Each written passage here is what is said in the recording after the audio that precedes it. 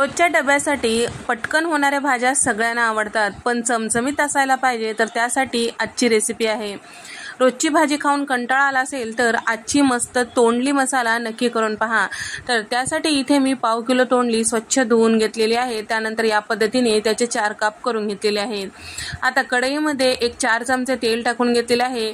Cut करून घेतलेली तोंडली आपल्याला 1 मिनिट या पद्धतीने कमी गॅसवर परतून घ्यायचं आहे। त्यानंतर झाकण लावून नरम होईपर्यंत वाफून घ्यायचं आहे। तर या ठिकाणी आता साधारण 1 मिनिटभर झाल्यानंतर तुम्ही बघू शकता छान असं हलकंसं हे तोंडली नरम झालेले आहे। अगदीच गाळ शिजवायचं नाही, कारण आपण वाटणामध्ये सुद्धा शिजवून घेणार आहोत। त्यानंतर शिल्लक राहिलेल्या तेलामध्ये 1 मोठा चमचा इथे मी लोणी टाकून घेतलेले, बटर सुद्धा तुम्ही वापरू शकता। अर्धा चमचा मोहरी, अर्धा चमचा जिरं, कढीपत्त्याची पानं टाकून घेतलेली आहे, थोडीशी कोथिंबीर टाकून घेतलेली आहे। त्याचबरोबर चॉपर मधून कट केलेला बारीक कांदा इथे मी टाकून घेतलेला आहे। 2 मध्यम आकाराचे कांदे चॉपर मधून बारीक कट करून घेतलेला आहे। तर कांद्याचा हलकसा रंग चेंज झालं की यामध्ये 1 मोठा चमचा आलं लसणाची पेस्ट टाकून घेतलेली आहे। सोबतच 2 मध्यम आकाराचे टोमॅटो मिक्सरला थोडंसं जाडसर असं फिरवून घेतलेले आहे, ते सुद्धा टाकून घेतलेलं आहे। सगळं छान असं परतून घ्यायचं आहे।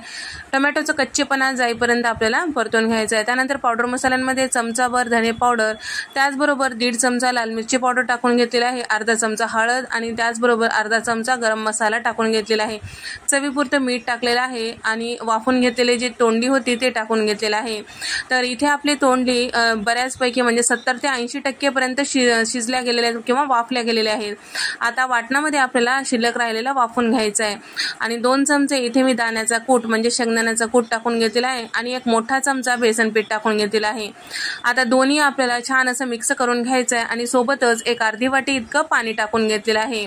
वाटण करपू नये आणि सगळे जिन्नस छान असं शिजाव, कारण जास्त आपल्याला पातळ अशी भाजी ठेवायची नाही, हे डब्यासाठी द्यायचं आहे, त्यामुळे थोडीशी लपतपी अशी भाजी असायला पाहिजे।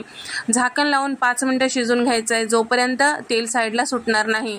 तेल साईडला सुटलं की याचा अर्थ होतो की आपलं वाटण छान खमंग शिजल्या गेलेलं आहे आणि सोबतच इथे आपली तोंडली सुद्धा छान शिजल्या गेलेला आहे। इथे मस्त अशी चमचमीत तोंडली मसाला तयार झालेला आहे। एकदा या पद्धतीने डब्यासाठी नक्की देऊन पहा, सगळ्यांना आवडेल, न खाणारे देखील आवडीने खातील अशी भाजी तयार होते। डब्यासाठी या पद्धतीने भाजी एकदा नक्की करून पहा, किंवा घरी जरी खायचं असेल तरी ही भाजी नक्कीच तुम्हाला उपयोगी पडेल। तर यासोबत देण्यासाठी इथे मी रागी मुरमुरा चिवडा किंवा नाचणीच्या मुरमुऱ्याचा चिवडा दिलेला आहे। याची रेसिपी सुद्धा लवकरात लवकर अपलोड करेन। तुम्हाला जर अशा नवीन रेसिपी पाहायला आवडत असतील तर व्हिडिओला लाईक करा, शेअर करा आणि सबस्क्राईब करायला मात्र विसरू नका। सबस्क्राईब केल्यानंतर तुम्हाला अशा नवनवीन रेसिपीज पाहायला नक्कीच मिळतील। नंतरच्या रेसिपीमध्ये भेट देऊयात।